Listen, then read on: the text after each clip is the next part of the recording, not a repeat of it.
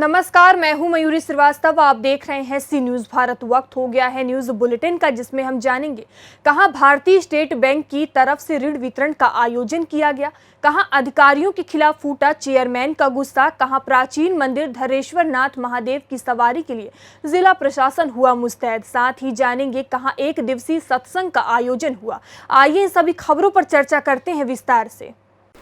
खबर पश्चिम चंपारण बेतिया से है, जहां साठी भारतीय स्टेट बैंक साठी की तरफ से ऋण वितरण का आयोजन रविवार के दिन बैंक प्रांगण में किया गया, जिसमें अतिथि मुख्य महाप्रबंधक सत्यव्रत महापात्र, उप महाप्रबंधक रंजन कुमार नायक एवं क्षेत्रीय प्रबंधक राजेश कुमार के हाथों ऋण वितरण का चेक जीविका दीदियों को दिया गया, जिसमें कुल 42 जीविका समूह के बीच 1,59,00,000 रुपए का वितरण किया गया।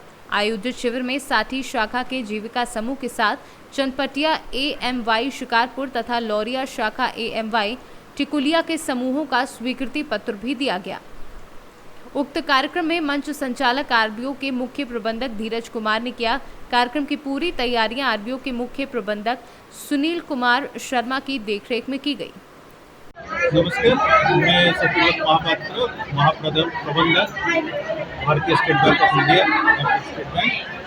आज हमारे यहाँ पे जो जीविका साथियों के साथ भावमिलाप हुआ, तो यहाँ पे हम लोगों ने 42 ग्रुप को 1.59 करोड़ का सहायता प्रदान किए हैं। इसमें हमारे 4 शाखा हैं उपस्थित है, जो बेटिया हमारे यहाँ पे क्षेत्रीय क्षेत्र है, वहाँ का हमारे 4 शाखाएँ के साथ मिलकर ये कैंप ऑर्गेनाइज किया गया है सेल्फ हेल्प ग्रुप का। तो हम कोशिश करेंगे कि ज़्यादा से ज़्यादा हम सहायता का हाथ बढ़ा सके भारतीय स्टेट बैंक की तरफ से।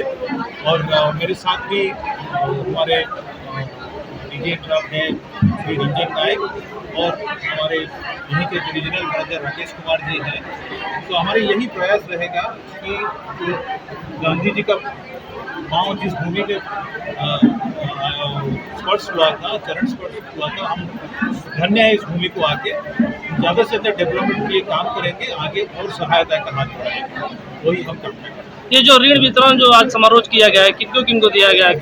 ये हमारे स्टेट बैंक, जैसे मैंने बताया कि 42 सेल्फ हेल्प ग्रुप जो कि जीविका के साथ जुड़े हुए हैं, उन सबको हम लोग लगभग 1,59,00,000 रुपया का सहायता प्रदान किए हैं। ये पहला लिंकेज है, उसके बाद हम सेकंड लिंकेज, थर्ड लिंकेज के लिए भी उनको सहायता प्रदान करेंगे। तो जीविका दीदी को मतलब किस माध्यम से दिया गया है, कि किस लिए दिया गया उनका? अरुण साहब, अपने को स्कीम बताइए, किसकी स्कीम से होगा? भारतीय स्टेट बैंक जो साठी में जो ऋण वितरण समारोह का जो आयोजन किया गया, इसका मुख्य उद्देश्य क्या है? इसका मुख्य उद्देश्य है जो जीविका दीदियों ने है इस अंचल का, जीविका दीदियों को उसका पैर में खड़े होने के लिए हमने कुछ ऋण दे रहे हैं, उनको कुछ सहायता दे रहे हैं, और सहायता राशि को लेके वो अपने का बीच में वो डिस्ट्रीब्यूट करेंगे और उसको लेके कुछ एक्टिविटी शुरू करेंगे, इसमें उनका इनकम है, तो उनका खुद का फैमिली का प्रॉस्पेरिटी है। उनका मतलब कितने जीविका दीदी को दिया गया है ये ऋण लोन?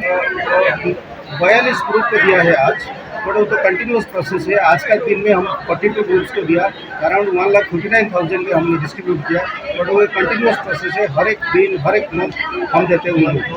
कहाँ की यहाँ पे जीविका कहाँ की जीविका यहाँ पे उपस्थित है?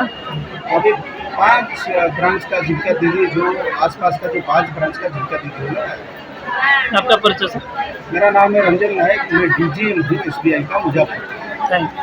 ग्रुप में काम करते हैं, आपस में एक गोल्ड लेंडिंग करते हैं। उनको कोई भी छोटा काम अपना जो है अपने जो उद्योग चलाते हैं, छोटे उद्योग या जो भी चलाते हैं, उनके लिए जरूरत पड़ती है, तो उसको वो अंदर से सहायता दे, उसके पर्पज से। सर, जो अपने मतलब आत्मनिर्भर बनने के लिए? यस, आत्मनिर्भर। आपका परिचय? मेरा नाम राकेश कुमार, मैं क्षेत्रीय प्रबंधक बेतिया हूँ। बेतिया से सी न्यूज संवाददाता विनोद कुमार की रिपोर्ट। बाराबंकी नगरपालिका के बीजेपी नेता व चेयरमैन प्रतिनिधि रंजीत बहादुर श्रीवास्तव का जिला स्तरीय अधिकारियों पर मनमानी का आरोप लगाते हुए दर्द छलका है। रंजीत बहादुर श्रीवास्तव ने जिला स्तरीय अधिकारियों पर आरोप लगाते हुए कहा कि वह मनमानी ढंग से कार्य करवा रहे हैं, जिसके चलते नगरपालिका के वार्डों का विकास नहीं हो पा रहा है। नगरपालिका का चुनाव नजदीक है, सभासद नाराज हैं क्योंकि उनके वार्डों में विकास कार्य नहीं हो पा रहा है। जगह जगह जल भराव है, सड़कें टूटी पड़ी हैं, जनता नाराज है, जिसके चलते सभासद सामूहिक इस्तीफा देने की बात कर रहे हैं और वह चेयरमैन से भी इस्तीफा देने का दबाव बना रहे हैं। सभासदों का कहना है कि यदि विकास कार्य एवं अन्य कार्य पूरा नहीं करा पा रहे तो चेयरमैन इस्तीफा दें। ये अब हम आपको बताते हैं, आज योगी जी का एक बयान है, प्रमुखता से आया है, और योगी जी ने कहा है कि अगर अधिकारी आपकी बात नहीं सुनता तो उसकी सीधी शिकायत आप हमसे करें। मैं माननीय केशव प्रसाद मौर्य जी हमारे बाराबंकी में उनका दौरा होना है, स्थगित हो गया था, अभी होगा। हम अपनी सरकार से केवल एक बात कहना चाहते हैं और बड़े पुरजोर तरीके से इस बात को कहना चाहते हैं, और ये बात मेरी आप सरकार तक पहुंचाइएगा कि सरकार जो ये अधिकारी दिखाना चाहते हैं उनको देखना बंद कर दें। सरकार वो देखे जो जनता दिखाना चाहती है, वो मीडिया के माध्यम से दिखाती है, वो जनप्रतिनिधियों के माध्यम से दिखाती है, अपने नेताओं के माध्यम से दिखाती है, अपने प्रस्तावों के माध्यम से दिखाती है, लिख करके दिखाती है, चिट्ठियों के माध्यम से दिखाती है। लेकिन हमारी ये अधिकारियों की आंखें उन आंखों को वहां तक पहुंचने नहीं देती हैं। मैं केशव प्रसाद मौर्य जी के आने पर जो आपने कहा मेरा अधिकार है, मैं पार्टी का कार्यकर्ता हूं, अब की केशव प्रसाद मौर्य की गाड़ी ये अधिकारी अपनी इच्छित जगहों पर नहीं ले जा पाएंगे। रंजीत बहादुर उन जगहों पर गाड़ी उनकी रुकवाएंगे जा करके जो हमारी सभासदों की मांग है, जहां पर आज जल भराव है, जहां पर कच्ची सड़कें हैं, जहां पर हमारा पानी की निकासी नहीं है, जहां पर नाले की जरूरत है। इनका रोना गलत नहीं है। ठीक है, हमारी सरकार के पास पैसा नहीं है, इतना हम नहीं दे सकते हैं, लेकिन जितना है उतना तो खर्च कर सकते हैं। बोर्ड का मतलब क्या होता है? हमारे प्रस्तावों की अनदेखी की जाएगी? नहीं हो सकता है। और अब की मैं गाड़ी अपने माननीय उप मुख्यमंत्री जी की, और मैं कहूंगा कि उदाहरण मैं दे रहा हूं, ब्रजेश पाठक जी के नक्शे कदम पर हर मंत्री को चलना चाहिए। ये अधिकारियों की आंखों से देखना बंद कर दें, अपनी आंखों से देखना चालू कर दें, स्वतः सुधार हो जाएगा। हम लोगों को बोलने की जरूरत नहीं पड़ेगी। जनपद लेकिन हमारा सिर्फ एक निवेदन इन्होंने मुझसे मांग की है। अब बताइए, मुझसे इस्तीफा मांग रहे हैं, अगर ये मांगेंगे तो दे भी दूंगा। नहीं काम करा पा रहे हैं तो इस्तीफा दें। नहीं, मैं दे भी दूंगा। अगर इस्तीफा हमारे सभासद हमसे मांगेंगे, भाई वोट नहीं तो हम करेंगे क्या अकेले? अगर वोट जा रहा है तो कोई मतलब नहीं, मैं इस्तीफा दे भी दूंगा। हम हालांकि हम तो प्रतिनिधि, हम पत्नी इस्तीफा देंगे, वो तो एक अलग चीज हो गई। आप बीजेपी के नेता है कि जो हमारे 2,68,00,000 की ग्रांट है वो अनुमोदन के लिए गई थी। हमारे वार्ड में जैसे बहुत चहला पानी सब भरा हुआ है, रोडें टूटी हुई हैं, 10-12 रोड बिल्कुल कच्ची हैं। क्योंकि 2 महीने से हमारा अनुमोदन लटका हुआ जिलाधिकारी महोदय के स्तर से। वो कह रहे हैं कि कहीं नाली बन, कहीं अपना जेब्रा पार्क में लगा दो, स्कूल बनवा दो। इससे हमारा नहीं, अब हमारा 3 महीना बचे हम लोगों को चुनाव में जाने के। अब 3 महीने में अगर हम लोग थोड़ा बहुत कुछ सुधार, अगर 7 लाख ही रुपए का काम मिला था, एक सभासद को 7 लाख रुपए का काम मिला था, उसमें छोटी एक आध रोड बन जाती तो रिपेयरिंग होता, उससे अच्छा हो जाता। और हम लोग चुनाव में जाने वाले 3 महीना बचे हैं केवल चुनाव को। अब ये प्रशासन जो बेवजह दबाव बना रहा है कि यहाँ बना दो, वहाँ बना दो, यहाँ बना दो, मतलब वो वार्ड का कोई विकास नहीं। कोरोना काल 2.5 साल से पूरा विकास ठप पड़ा है। रोडें बिल्कुल चहला पानी का, हमारे वार्ड में तो 10 रोडें भी कच्ची पड़ी हुई हैं। उनका बनना ज़्यादा जरूरी है कि जेब्रा पार्क ज़्यादा बनना जरूरी है। और 7 लाख के काम में बिल्कुल मतलब 2 महीने से अनुमोदन हमारा लटका हुआ है, उसका अनुमोदन डीएम साहब नहीं दे रहे हैं। अगर अनुमोदन नहीं देंगे तो इसके बाद आप क्या करेंगे? हम लोग यहाँ पर धरना प्रदर्शन करेंगे। क्या करेंगे? त्यागपत्र दे देंगे। जनता का काम तो कराएंगे ही, नहीं कराएंगे तो हम जब नकारा साबित हो जाएंगे, जनता हमको नकारा समझने लगेगी कि हमारा काम नहीं हो रहा, तो हम यहाँ सदस्य रहकर क्या करेंगे? क्या है, हमारे सभासद संघ के अध्यक्ष देवेंद्र प्रताप सिंह जानू इस समय बालाजी में हैं, वो यहाँ पे पहुँच नहीं पाए हैं। इस वजह से अब जब तक कि वो आएंगे नहीं तो पूरी बात हो नहीं पाएगी, इसी वजह से उसको स्थगित नहीं किया गया है। ये बस ये है कि आगे कोई और आ जाएंगे, फिर बात होती, वार्तालाप होती है हम लोग में। क्या वजह थी जो धरना प्रदर्शन होता है, क्या मांगे रखी गई थी? वजह जनता हम लोग को चुन करके भेजती है, जनप्रतिनिधि बनाती है, और वो चाहती है कि जैसा भी हम लोग के जो भी मूलभूत सुविधाएँ हैं वो हमको हमारा प्रतिनिधि जो कर रहा है वो हमको वो दिलाए। हम लोग का कोई धरने का कोई औचित्य नहीं कि धरना देना ही मतलब एक वो था। हम लोग का अपनी बात जो है प्रशासन तक पहुंचाना चाहते हैं। हम लोग प्रताड़ित हो चुके हैं, विकास कार्य हो नहीं पा रहे हैं, वार्डों के नाली सड़क खड़ंजे सब टूटे पड़े हैं। सरकार द्वारा जो भी धन आ रहा है उसको दूसरी तरफ से दूसरे कामों में लगा दिया जा रहा है, जिससे वार्ड के कार्य बाधित हो रहे हैं। अब इतनी टाइम चुनाव का टाइम है और आखिरी वक्त है और ये आखिरी ग्रांट है, तो हम लोग ये चाहते हैं कि जो भी वार्ड के अंदर जो भी अभी मूलभूत सुविधाएँ हैं, जैसे नाली, सड़क, खड़ंजा, बिजली, पानी, तो इसका कार्य हो जाए, ना कि वो फंड दूसरी तरफ यूटिलाइज हो जाए। हमारे माननीय जिलाधिकारी जी जो हैं, यहाँ के ऊपर जब ये बात आती है तो वो कहीं ना कहीं जो पैसा है, जो ग्रांट का पैसा आता है, उसको कहीं और यूटिलाइज करना चाहते हैं। जैसे इतनी टाइम जेब्रा पार्क है, वहाँ पैसा लगा दीजिए, स्कूल का है कि स्कूल की आप वो बनवा दीजिए। तो मेरा कहने का मतलब है ये आखिरी जो फंड है, इसके ऊपर पालिका में जितने भी वार्ड हैं उसके अंदर ये विकास के कार्य हो जाएं। उस पैसे से 67 लाख रुपए का काम हमारे चेयरमैन द्वारा सभी वार्डों को दिया गया था कि आप अपने वार्ड में जितने भी नाली, सड़क, खड़ंजा टूटा है उससे आप रिपेयरिंग का वर्क करा लीजिए। अब ये गया पैसा शासन के पास तो रोक दिया गया वहाँ से कि ऐसा है कि इसके अंदर पहले आप स्कूलों की मरम्मत करा दीजिए, उसके बाद आप जेबरा पार्क बना दीजिए, उसके बाद आप पैसा उसमें लगा दीजिए, कोई जमुरिया के उसमें कोई नया। तो कहने का मतलब है कि इतनी टाइम की जनता जो चाह रही है कि जिसको जो इतनी टाइम बरसात है, सही कच्चा है, वहाँ के ऊपर वो इंटरलॉकिंग रोड दे दी जाए, नाली टूटी पड़ी है उसको रिपेयर करा दिया जाए। जो चुनाव के वर्ष में लोग जनता पूछती है कि भैया आपने किया क्या, हम लोग के 2 साल कोरोना काल में ख़राब हो गए हैं और हम लोग कोई विकास का कार्य नहीं ठप रहा, इस वजह से अब ये आखिरी ग्रांट है। तो हम लोग की बस ये थी कि अपनी बात हम किसी तरह माननीय जिलाधिकारी जी को पहुंचा दें कि हम लोग की जनता के दर्द को समझे, क्योंकि जनता जब कहती है तो हम लोग को तकलीफ होती है, हम लोग कार्य नहीं करा पाते, कार्य बाधित होता है। बाराबंकी से सीनू संवाददाता मोहम्मद अरशद की रिपोर्ट।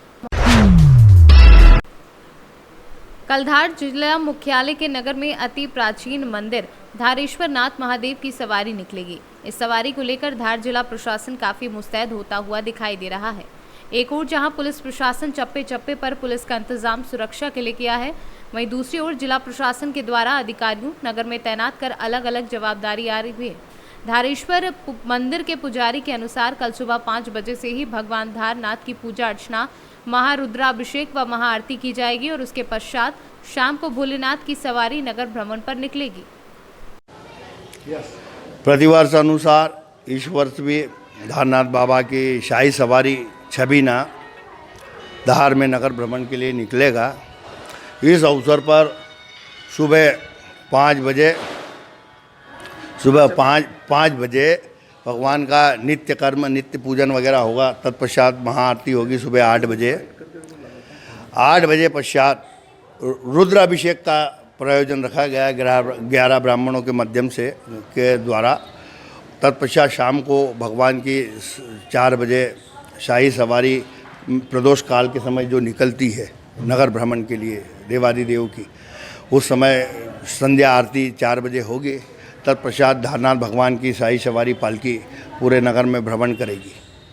अच्छा, इसमें क्या पुलिस प्रशासन का क्या रोल रहेगा? जैसे गार्ड ऑफ ऑनर दिया जाता है, क्या है इसमें? सदियों से गार्ड ऑफ ऑनर की परंपरा रखी गई है। देश आज़ाद हुआ उसके पश्चात भी वह उसके पूर्व स्टेट काल में भी यहाँ पर भगवान को गार्ड ऑफ ऑनर की सलामी दी जाती है।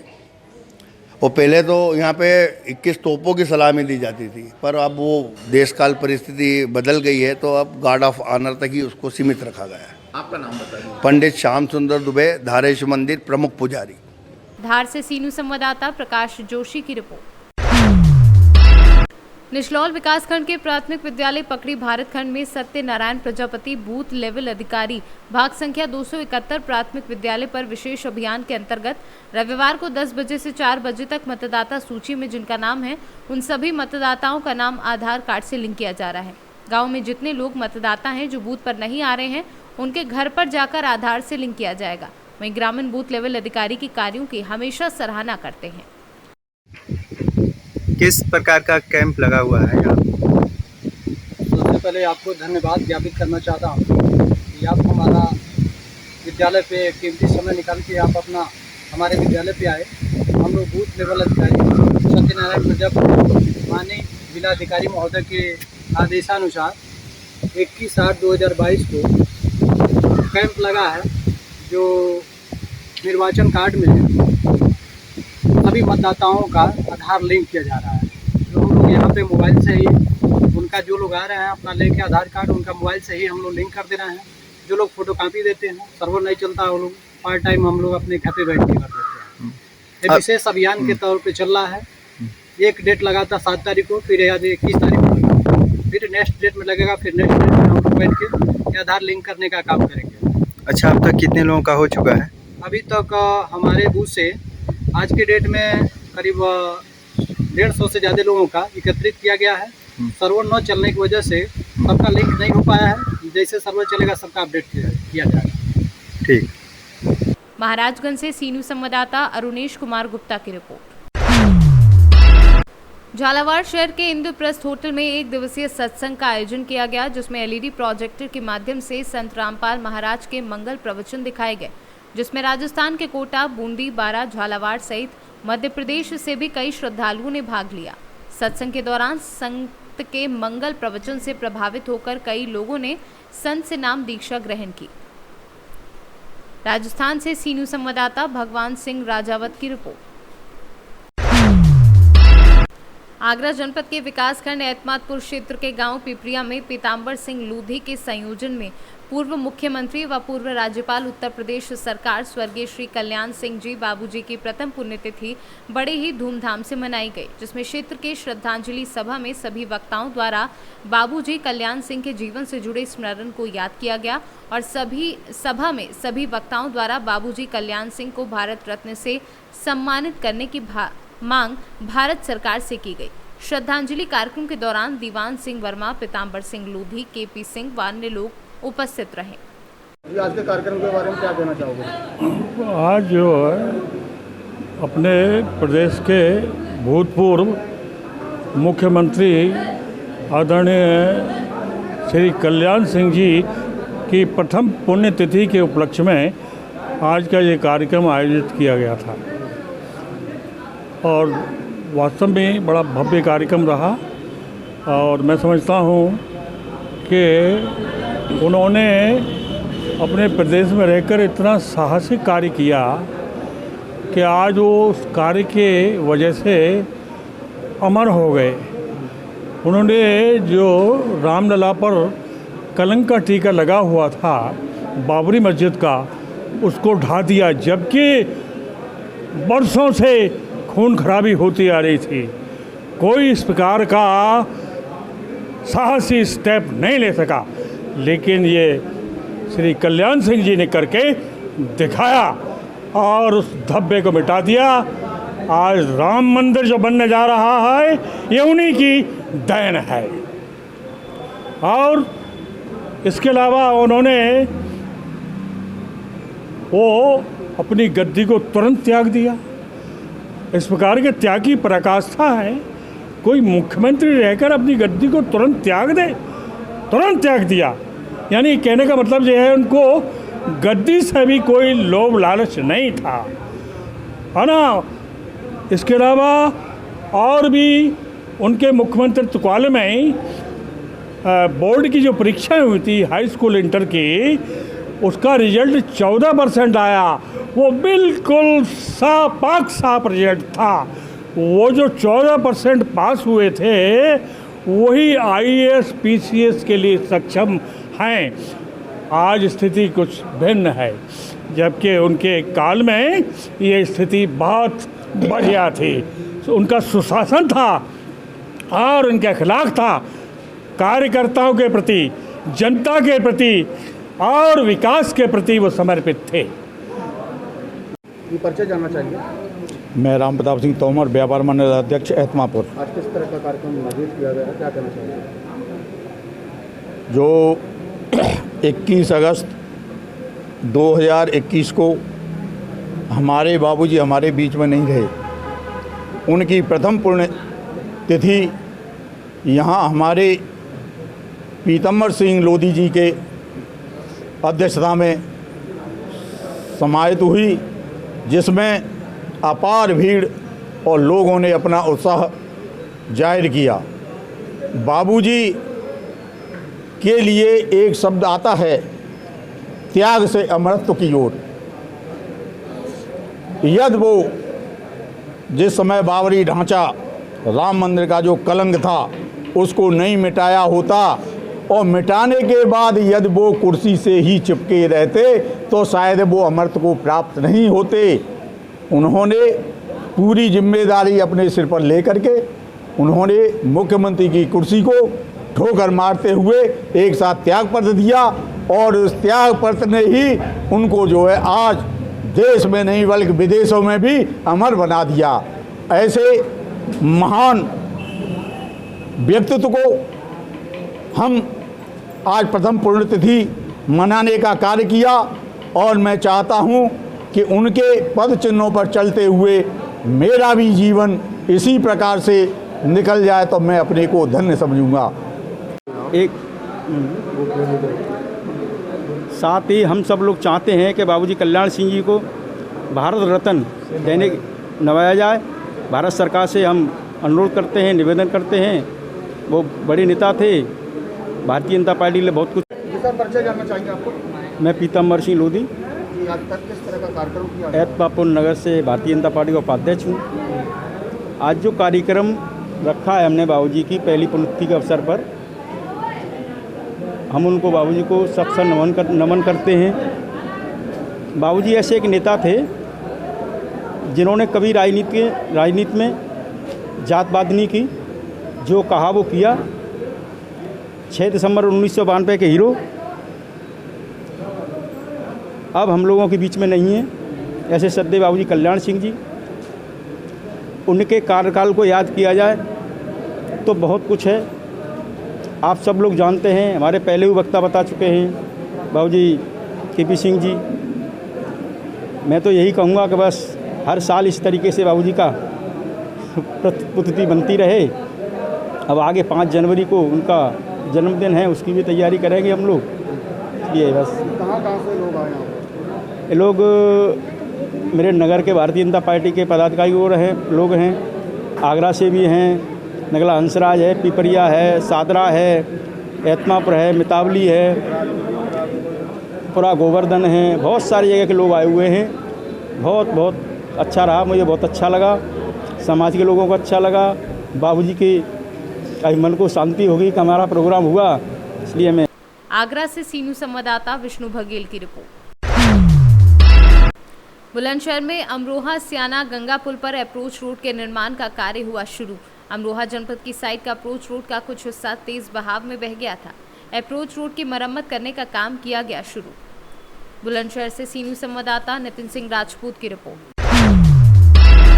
गोंडा थाना वजीरगंज के ग्राम मोती दुबे पुरवा डाडू में भगवान जन्म महोत्सव के शुभ अवसर पर बहुत ही धूमधाम से आयोजन किया गया। बाके बिहारी का भजन कीर्तन। ग्रेटर नोएडा से आए श्री बालाजी मंदिर के महाराज पंडित हरि विजय तिवारी ने अपने मुखारबिंद से सभी भक्तों को कराया श्री कृष्ण कथा का रसपान। गोंडा से सीनू संवाददाता सोनिया तिवारी की रिपोर्ट। पुलिस ने कचहरी के बाहर हुए लखन हत्याकांड का खुलासा किया। पुलिस ने हत्या में शामिल 4 बदमाशों को गिरफ्तार किया है। 1 पिस्टल, 3 तमंचे, कारतूस, 1 मोटरसाइकिल, 1 कार बरामद की है। 2019 में हुई चाचा की हत्या का बदला लेने के लिए हुई थी लखन की हत्या। 12 लाख में हत्या करने के लिए बुलाए थे शार्प शूटर। हत्या में शामिल और बदमाशों की तलाश में दबिश दे रही है पुलिस टीम। 16 अगस्त को कचहरी के बाहर पेशी पर आए कैदी लखन को बदमाशों ने की थी गोलियों से भूनकर हत्या। देखिए, ये जो 16/8/22 को कचहरी के बाहर एक घटना हुई थी, जिसमें पुलिस के द्वारा इसमें 6 टीमों का गठन किया गया था और इसमें आज 4 अभियुक्तों को पुलिस के द्वारा इसमें गिरफ्तार किया गया है। इसमें जो FIR लिखी गई थी उसमें 8 अभियुक्तों को नामजद किया गया था। जो हमने अभियुक्त गिरफ्तार किए हैं, इसमें 3 नामजद को पुलिस के द्वारा गिरफ्तार किया गया है। जो मेन इसमें अभियुक्त हैं उसमें जो गिरफ्तार हुए हैं उसमें एक सचिन उर्फ सच्चे नाम का व्यक्ति है, दूसरा इसमें मनीष चंदेला है, तीसरा इसमें सत्येंद्र उर्फ भोलू है और चौथा इसमें अमित उर्फ काले है। तो ये जो पूरी प्लानिंग की गई थी, इसमें जो सत्येंद्र उर्फ भोलू है ये और एक सुनील चचूड़ा, इन दोनों के द्वारा ये पूरा जो इसका शूट आउट है ये प्लान किया गया था। और इसमें जो सुनील और भोलू, ये दोनों, जो सुधीर था जिसकी 2019 में धोलाना में जिसका मर्डर किया गया था, उसका भोलू जो है वो सगा भाई है और सुनील जो है वो उसके मामा का लड़का है। इनके द्वारा ये पूरी प्लानिंग की गई, ये पूरी टीम को इनके द्वारा इकट्ठा किया गया था। और जो भोलू है, इसने पूरा जो शूटर्स हायर किए थे उनको 12 लाख रुपए देने की इसमें बातचीत हुई थी और 2.5 लाख की पेमेंट इन्होंने एडवांस में कर दी थी। इनके कब्जे से जो बरामद हुआ है उसमें जो घटना में यूज़ बाइक, एक पल्सर बाइक मिली है, एक ब्रेजा कार मिली है जिसको इन्होंने भागने में यूज़ किया था, और इनके कब्जे से एक पिस्टल और 3 अवैध तमंचे भी बरामद हुए। सर घटना में कितने लोग ये शामिल थे? देखिए अभी तक 10 लोग इसमें आइडेंटिफाई हुए हैं, 8 इसमें नामजद थे, और जो शूटर्स हैं वो भी पुलिस के द्वारा आइडेंटिफाई कर लिए गए हैं, और शीघ्र ही हम अन्य जो अभियुक्त हैं उनकी गिरफ्तारी सुनिश्चित करेंगे। पुलिस कैसे इन तक पहुंची? देखिए इनको जो पुलिस ने सीसीटीवी फुटेज और उनके माध्यम से इनको ट्रैक किया है, और इनकी गिरफ्तारी हापुड़ जनपद से ही की गई है। सर जो रहा था सर, एक क्वेश्चन पूछो यार। सर जो गोली मारने वाला है, ये जो अभियुक्त गिरफ्तार हैं, इनमें कोई एक सदस्य? देखिए ये जो घटना में इन्वॉल्व 4 लोग हैं जो कि मौके पे आए थे, वो पुलिस के द्वारा अभी गिरफ्तार कर लिए गए हैं, जिसमें से 3 नामजद अभियुक्त हैं। बाकी जो और अन्य अभियुक्त हैं उनको भी आइडेंटिफाई कर। हापुड़ से सीनू संवाददाता मुनेंद्र संधू की रिपोर्ट। सिलवानी तहसील के चैनपुर गांव से एक दिल दहला देने वाली तस्वीर सामने आई है, जहां पर लोगों को 4 फीट पानी से होते हुए शव को ले जाना पड़ता है। इसकी वजह भी साफ है कि इस गांव में पुल नहीं है, नदी पर रिप्टा बना है, और रिप्टा में कई लग जाने से आने जाने वाले लोग रिप्टा कर दुर्घटना का शिकार हो रहे हैं। पैदल मोटरसाइकिल से चलना भी जान जोखिम में डालकर चलना पड़ता है। रायसेन से सीनू संवाददाता राजेश साहू की रिपोर्ट। फिलहाल इस न्यूज बुलेटिन में इतना ही। देश दुनिया की तमाम खबरों के लिए देखते रहिए सी न्यूज भारत।